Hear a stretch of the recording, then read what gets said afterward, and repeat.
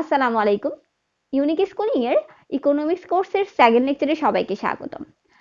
গত লেকচারে আমরা দেখেছিলাম ইকোনমিক্স কি, ইকোনমিক্স এর টাইপস গুলো কি কি, পজিটিভ ইকোনমিক্স, নর্মেটিভ ইকোনমিক্স এর মধ্যে ডিফারেন্স কি কি ছিল, এন্ড দেখেছিলাম আমরা ইকোনমিক্স এর যে ব্রাঞ্চ গুলা, macro economics, micro economics. So আজকে আমরা প্রোডাকশন পসিবিলিটি কার্ভ নিয়ে জানবো।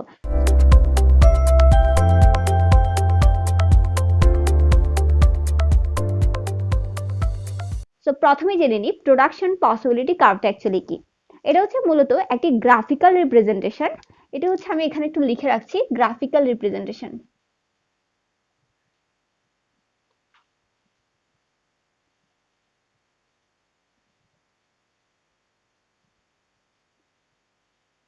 ওকে, আচ্ছা, এটা হচ্ছে একটা গ্রাফিক্যাল রিপ্রেজেন্টেশন যেটা অ্যাকচুয়ালি শো করে দুটি গুডস এর মধ্যে কতগুলো পসিবল কম্বিনেশন হতে পারে।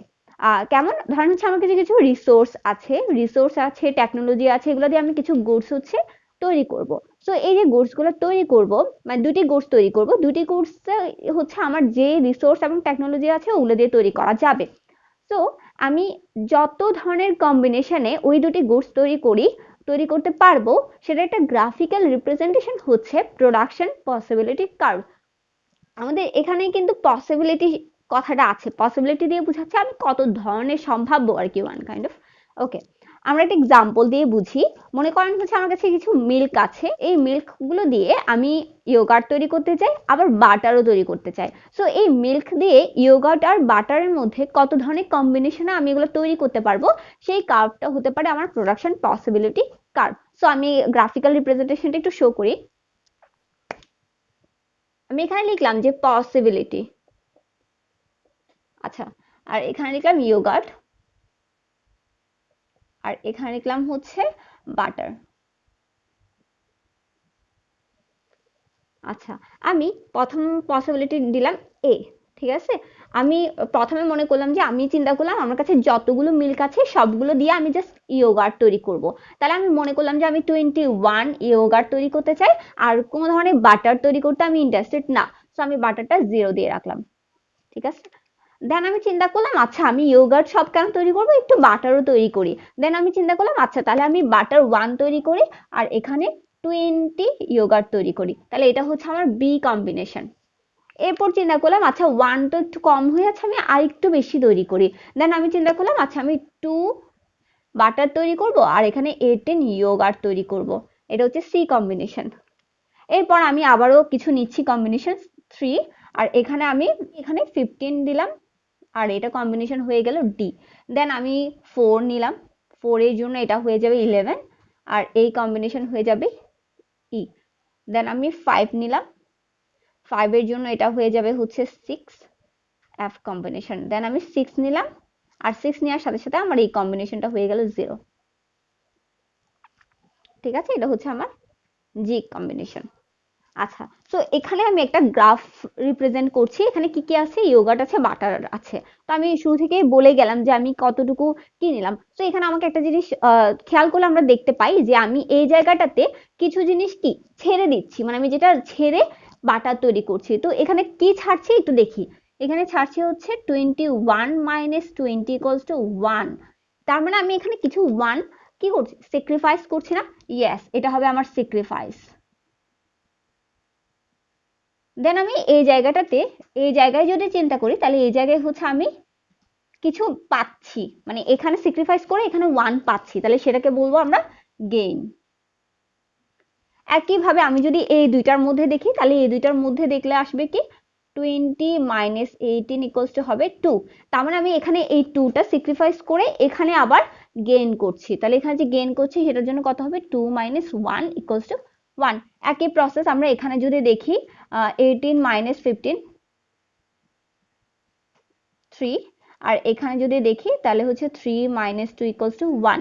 তাহলে এই পাশে আমি যতগুলো পরপর মাইনাস করছি, ঠিক আছে, প্রথমটা থেকে পরেরটা মাইনাস করছি, এখানেও সেকেন্ডটা থেকে প্রথমটা মাইনাস করছি, তাহলে এখানে যে প্রথমটা থেকে সেকেন্ডটা মাইনাস করছি, এ থেকে আমি কি পাচ্ছি, স্যাক্রিফাইস, আমি কয়টা স্যাক্রিফাইস করছি।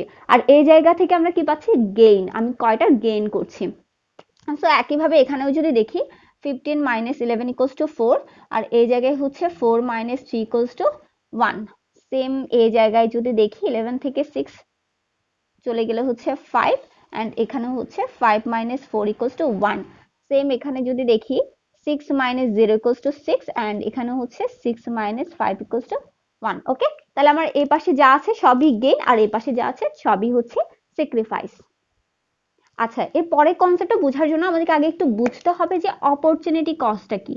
অপরচুনিটি কস্ট,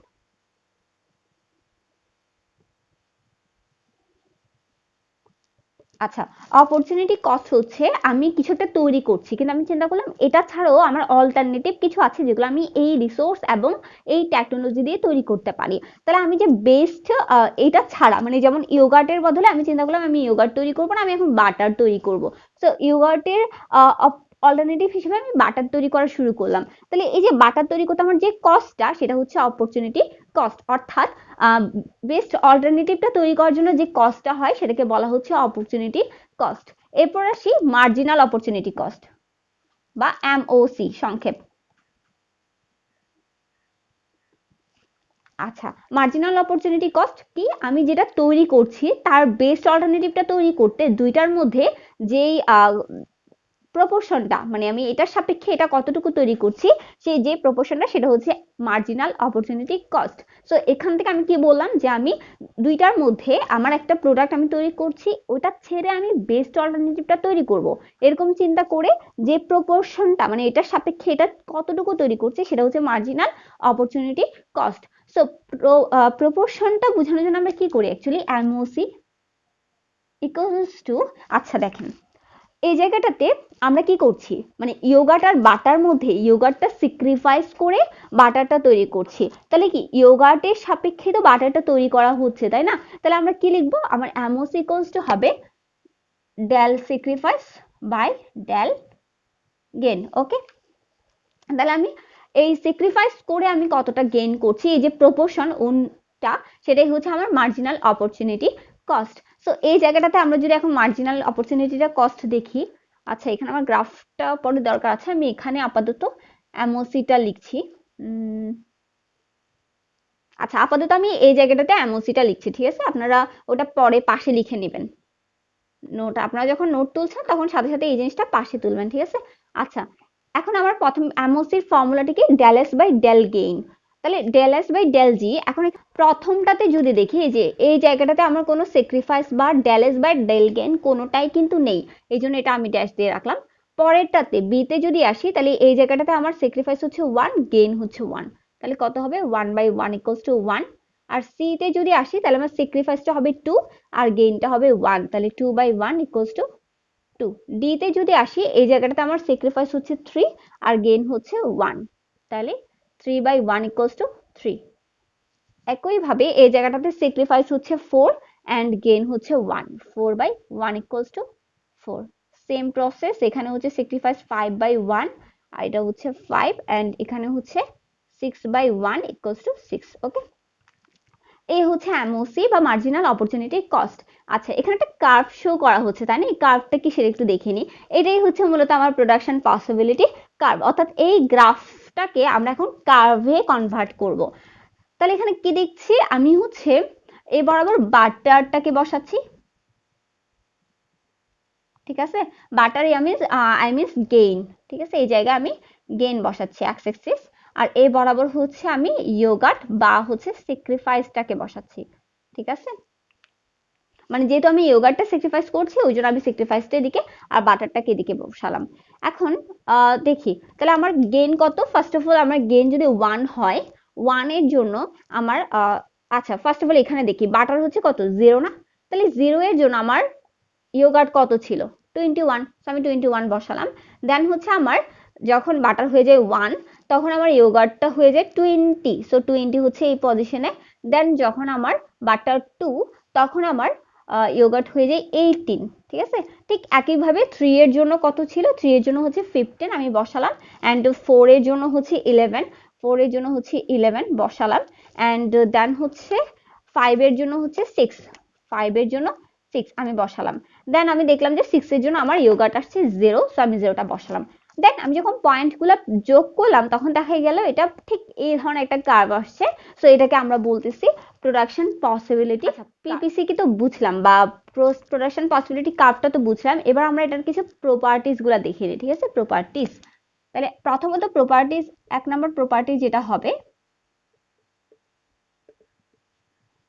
আচ্ছা এখান থেকে আমরা এটাকে দেখে কি বুঝছি, এটা হচ্ছে আমার কনকেভ শেপ, তাই না? কনকেভ শেপ, তাহলে আমি লিখছি এটা হচ্ছে কনকেভ শেপ।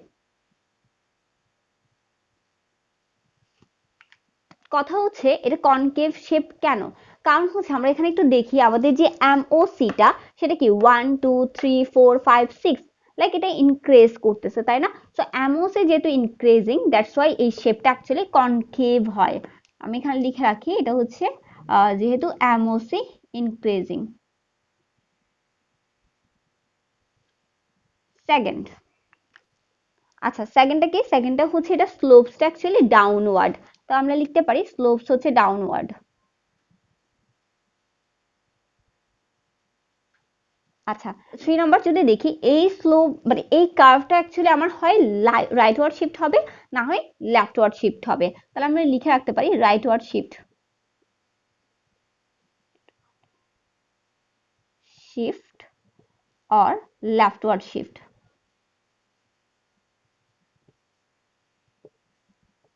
ঠিক আছে, এখন কথা হচ্ছে কখন রাইটওয়ার্ড শিফট হবে আর কখন লেফটওয়ার্ড শিফট হবে। ধরেন আমার রিসোর্সটাকে আমি ইনক্রিজ করলাম, যখন আমার রিসোর্স ইনক্রিজড হবে তখন আমার এই কার্ভটা শিফটিংটা হবে রাইটওয়ার্ড শিফট, এদিক দিয়ে শিফট হবে, এটা হচ্ছে রাইটওয়ার্ড শিফট। কখন? যখন হচ্ছে আমার রিসোর্স ইনক্রিজড হবে। আপনারা আই হোপ আপনারা এটা তুলে রেখেছেন, তো আমি এই দিকটা একটু মুছে ফেলছি। আচ্ছা রাইটওয়ার্ড শিফট হবে যখন রিসোর্স হচ্ছে ইনক্রিজড হবে, আর হচ্ছে ইনক্রিজ হবে।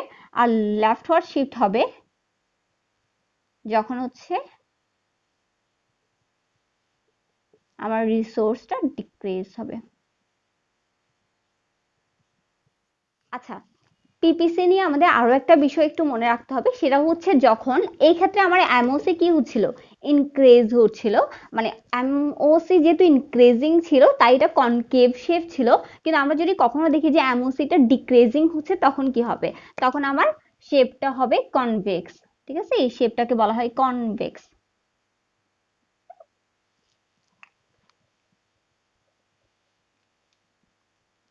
আচ্ছা, আর যখন আমার এমওসিটা স্ট্রেট লাইন হবে, মানে স্ট্রেট লাইন সরি, এমওসি যখন আমার কনস্ট্যান্ট হবে তখন আমার এই শেপটা হবে ঠিক স্ট্রেট লাইন, লাইক দিস।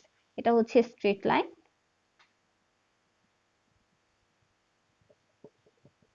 কখন? যখন আমার এমওসি কনস্ট্যান্ট। আর এটা হচ্ছে যখন আমার এমওসি ডিক্রিজিং হবে। ঠিক আছে, তাহলে এই তিনটা জিনিস আমাদেরকে মাথায় রাখতে হবে। এমওসি কার্ভটা কিন্তু 3 ধরনের হতে পারে। কনকেভ, কনকেভ হবে কখন? যখন আমার এমওসিটা ইনক্রিজিং শো করবে, অ্যান্ড কনভেক্স হবে যখন আমার এমওসিটা ডিক্রিজিং শো করবে, অ্যান্ড এমওসি যখন কনস্ট্যান্ট হবে তখন হবে স্ট্রেট লাইন। ঠিক আছে, স্ট্রেট লাইন কেন এটা তো আমরা সবাই জানি, কজ স্ট্রেট লাইনের ক্ষেত্রে আমার প্রত্যেকটা পয়েন্টের ক্ষেত্রে স্লোপটা হচ্ছে সেম থাকে, আর এমওসি ওয়ান কাইন্ড অফ আমাদের স্লোপই, মানে আমার এই কার্ভের স্লোপটাই ডিফাইন করে।